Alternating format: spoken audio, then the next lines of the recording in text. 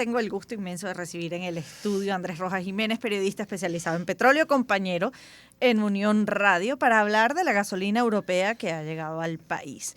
Un buque cargado con 260.000 barriles de combustible proveniente del puerto Milazzo, ubicado en Italia, de dos empresas transnacionales, la Eni y la española Repsol. ¿Podría esto normalizar el suministro de gasolina en el país? Redes sociales están nuevamente inundadas con fotos que dan cuenta de largas colas para surtir en estados como, por ejemplo, el estado Táchira, que tiene sus particularidades. Andrés, un gusto conversar contigo y bienvenido. Un gusto para mí, Lila, estar aquí contigo, y te pido disculpas porque por esas cotidianidades que uno vive en Venezuela y en la ciudad de Caracas, pues por un tema de logística doméstica no pude atenderte ayer. ¿Qué supone la llegada de este buque? Que hay que decir, no es raro o extraño la importación de gasolina o de nafta en la industria petrolera. Mira, viene a ayudar, pero no resuelve por completo el problema.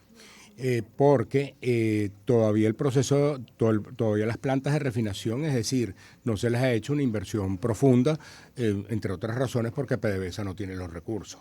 Y en eso, por un lado, está el tema de las sanciones, sin lugar a dudas, pero está también el tema de la situación financiera de PDVSA, que no puede contratar préstamos, no puede adquirir, es decir, hay enormes limitaciones. Entonces, estos suministros, en cierta medida, si se hacen de manera regular, podrían subsanar mejor aún el tema, sin que eso quiera decir que resuelva completamente el problema. Fíjate que, digamos, no hay cifras oficiales, porque PDVSA no presenta cifras desde hace más de 7 años, pero más o menos se calcula que lo que se está produciendo de gasolina está por el orden de los 80.000 barriles diarios, y en el caso del diésel unos 120.000 barriles diarios. Entonces, en los momentos de la pandemia, cuando se hizo crítico la escasez de gasolina, hubo la ventaja para el gobierno y para PDVSA que entramos en cuarentena. Claro.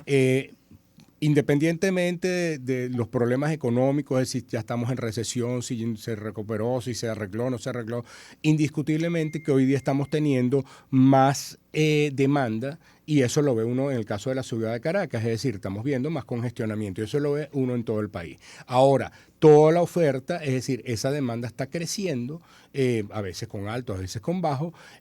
Por suerte, digo para el Ejecutivo y para PDVSA, pero no para los venezolanos, no hay incremento mayor en la flota de vehículos, porque no se está ensamblando en el país, porque las importaciones, es decir, se está importando vehículos, pero son vehículos de alto costo, es decir, no estamos en ese boom que se vio aquí entre los años 2003, 2004, 2005 y todavía hasta el 2010, que incluso uno podía sacar financiamiento de 5 años por la compra de vehículos. Entonces, esto viene en cierta manera a tratar de estabilizar un tanto, de acuerdo a lo que dicen los expertos y dentro de la misma PDVSA, pero todavía resulta insuficiente. Andrés, ¿pero qué nos dice que la gasolina en esta ocasión provenga de Italia y de España y no de Irán? Mira, bueno, primero lo que viene de Irán no se está importando gasolina como tal, lo que se va a importar son naftas, es decir, componentes que son necesarios para el procesamiento.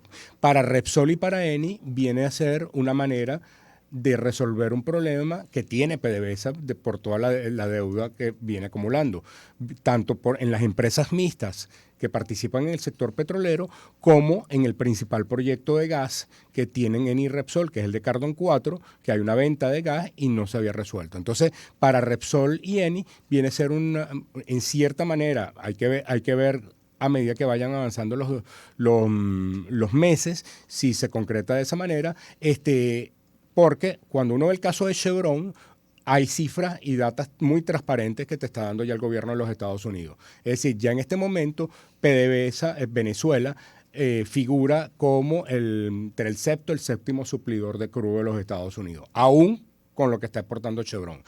Todo el mundo dice, sí, pero llegamos a ser el primer país. Sí, pero llegamos a desaparecer también. Sí. Entonces ya en este momento creo que las cifras por sí mismas están dando cuenta. Ese petróleo que está recibiendo, que se está llevando Chevron, no solamente lo está comprando Chevron, sino que aparece un jugador que es relevante, siempre lo ha sido para PDVSA en los últimos años, que se llama Valero Energy, que está adquiriéndole, le está comprando a Chevron buena parte de ese petróleo.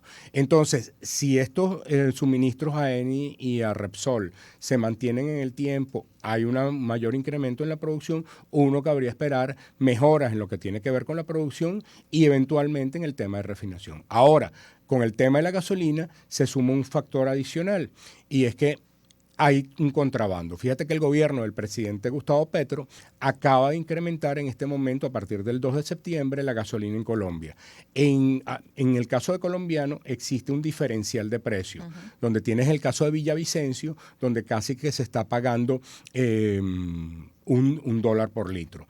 Pero tienes el caso de Cúcuta, donde se paga 80 céntimos de dólar por litro. Aún así, aun cuando es lo más barato en Colombia, 80 céntimos de dólar por litro, en Cúcuta está 30 céntimos, por encima de lo que se paga en Venezuela. Entonces, hubo un momento en el cual el incentivo no existía porque había escasez. Claro. Y es lo que explica por qué se revirtió el contrabando y nosotros estábamos quitándole. Todavía, digamos, si se persiste el tema de la escasez, parte del problema te lo resuelve Colombia. Y aquí yo invito, es decir, esto no es que a mí se me ocurrió, hay una organización que yo siempre digo, la menciono constantemente, ojalá aquí en Venezuela hubiese algo similar, que se llama Crudo Transparente, formada por profesionales del campo de la ingeniería, de ciencias políticas, sociólogos, que han trabajado y estudiado muy bien el fenómeno de los pimpineros, tanto en lo que tiene que ver con el norte de Santander, el Cesar y la Guajira, y entonces ellos tienen un monitoreo de cuándo de repente los pimpineros funcionan en sentido Colombia-Venezuela y cuándo de Venezuela hacia Colombia. Entonces ahorita hay que ver ese incentivo por ese diferencial de precio, si genera o si se va a grabar o no la gasolina, sí, porque también va a depender mucho de cómo PDVSA afronta todo el tema de logística y distribución del combustible, que es el otro factor que también complica porque se han hecho un esfuerzo. De hecho, en días pasados el ministro Tellechea hacía unos anuncios sobre incorporación de nuevas gandolas, pero todavía se está muy por debajo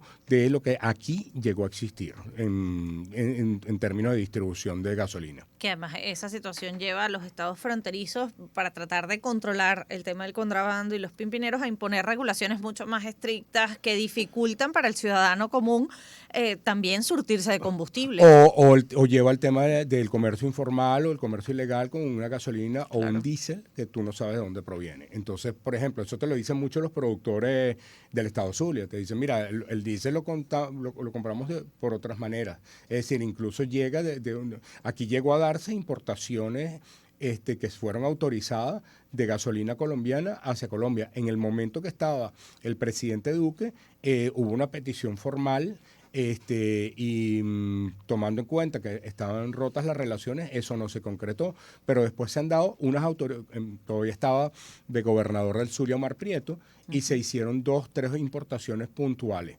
Entonces, esa posibilidad también está abierta de que se formalice esa importación en el caso pero eso implica pues un acuerdo entre PDVSA y Ecopetrol.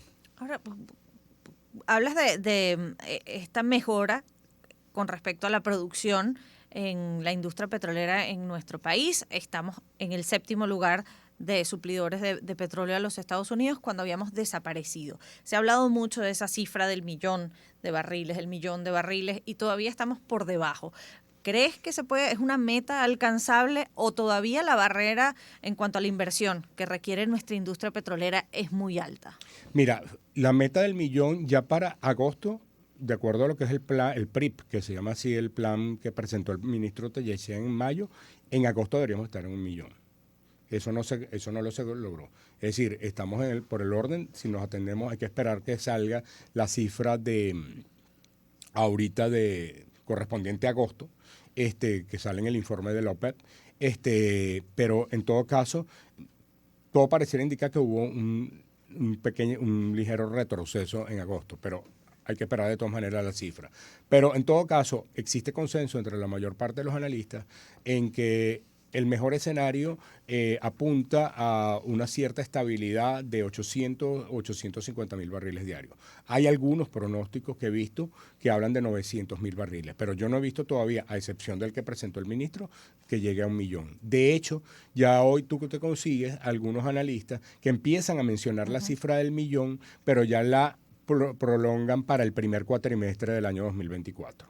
Es decir, entre más o menos para abril, quizás para mayo, tomando en cuenta que pueda seguirse dando algunos elementos de flexibilización en las sanciones. Que sobre eso también quería precisarte, ¿qué ves en el radar en términos de nuevas licencias, autorizaciones o incluso levantamiento de sanciones? Levantamiento, es decir, nuevamente, yo estoy viendo una flexibilización paulatina y lenta, pero paulatina. Es decir, y no solamente lo digo por el tema de sanciones, con esto de Repsol, con esto de Eni, la reciente visita del ministro de Energía de Trinidad y Tobago, que está vinculado a las exportaciones de gas, porque ¿dónde está la limitante en este momento? Es decir, es verdad que se le dio autorización a Trinidad para negociar con PDVSA, pero al final tienes a actores transnacionales que necesitan como mayor claridad si no tienen una licencia explícita, y estoy hablando en el caso de Shell, pues ya ni sencillamente no hay manera de saberlo. Los europeos están presionando. Es decir, hay varios estudios que se han hecho auspiciados por la Unión Europea o entidades de la Unión Europea buscando que se resuelva ese problema del gas, porque Venezuela podría exportarle ese gas a Trinidad y Tobago y ser procesado, porque en Venezuela no se hicieron nunca las inversiones de todas esas plantas procesadoras o de licuefacción que se necesitaban, y Trinidad y Tobago sería el que exporte a Europa. ¿Y por qué Europa necesita gas? Porque buena parte de ese gas, antes de la guerra de Ucrania, venía de Rusia. Eso se acabó. Si uno ve las cifras de Estados Unidos y de Qatar, se han incrementado enormemente las exportaciones, pero tan solo hay que ver el mapa. Es decir, habían gasductos que se habían construido y que facilitaban, y la cantidad que exportaba Rusia es enorme. Sigue existiendo, pero lo que quieren es reducir esa dependencia de Rusia. Entonces, una de las miradas está puesta justamente en Venezuela. Hay bastante presión. Uno ve por parte de los europeos. Fíjate un detalle, Lila. Se fue el embajador Nadal de Francia, llegó el embajador Emmanuel Pineda, el embajador Nadal no fue recibido por el presidente Maduro. Viene el embajador Pineda y se le hace un reconocimiento, se reúne con el propio presidente, se nombran nuevas autoridades. Estamos viendo el tema con los Países Bajos, incluso por el lado de los Estados Unidos, no solamente el tema de las sanciones, estamos viendo presencia directa de lo que es la ayuda de la Embajada de los Estados Unidos en temas sociales y en temas culturales que no se veían desde hace 4 años. Entonces, muy lentamente, yo no estoy hablando de levantamiento de sanciones, pero muy lentamente hay algunas señales que está dando tanto la Unión Europea como la administración Biden. Hay que esperar qué señales, no solamente políticas, que las políticas las sabemos cuáles, porque están vinculadas con las elecciones del año próximo, pero también hay unos aspectos económicos que tiene que hacer la industria petrolera en lo que tiene que ver con legislación, en lo que tiene que ver con condiciones. Entonces, por ejemplo, Eni y Repsol están pidiendo un control operacional de las empresas similar al que se le otorgó a Chevron. Entonces, si eso se concreta, cabría esperar mejoras en la producción petrolera. Andrés, un gusto inmenso haber conversado contigo estos minutos. Gracias por haberte acercado. Gracias a ti, Lila. Y solucionar esos temas de dinámica cotidiana. Que tú los tienes también seguramente. Por supuesto. Todos tenemos problemas de logística doméstica. Sí, señor. 7:51 minutos. Despedimos la segunda hora de Shirley Radio y ya venimos con las 3 cosas